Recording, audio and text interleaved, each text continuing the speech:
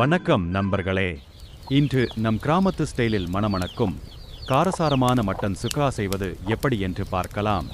இந்த ரெசிபியை முழுவதும் பார்த்தால் அதில் சிறிதளவு மஞ்சள் தூள் மற்றும் உப்பு சேர்த்து 10 நிமிடங்கள் ஊறவிடுங்கள்.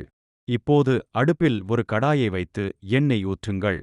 எண்ணெய் காய்ந்ததும் சோம்பு, பட்டை, கிராம்பு, ஏலக்காய் சேர்த்து தாளியுங்கள். பிறகு பொடியாக நறுக்கிய வெங்காயம், கறிவேப்பிலை சேர்த்து பொன்னிறமாகும் வரை வதக்குங்கள். அடுத்து இஞ்சி, பூண்டு விழுது சேர்த்து பச்சை வாசனை போகும் வரை வதக்குங்கள். பின்னர் தக்காளி, மஞ்சள் தூள், மிளகாய் தூள், இப்போது ஊற வைத்த மட்டனை சேர்த்து மசாலா இறைச்சியில் நன்றாக ஒட்டும் வரை வதக்குங்கள். சிறிதளவு தண்ணீர் சேர்த்து மூடி வைத்து மெதுவான தீயில் இறைச்சி நன்றாக வெந்து வர சமைக்கவும்.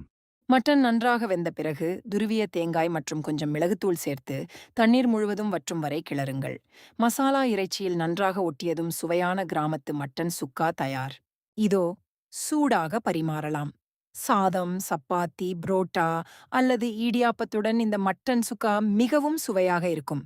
இந்த ரெசிபி உங்களுக்கு பிடித்திருந்தால் வீடியோவிற்கு ஒரு லைக் கொடுங்கள். உங்கள்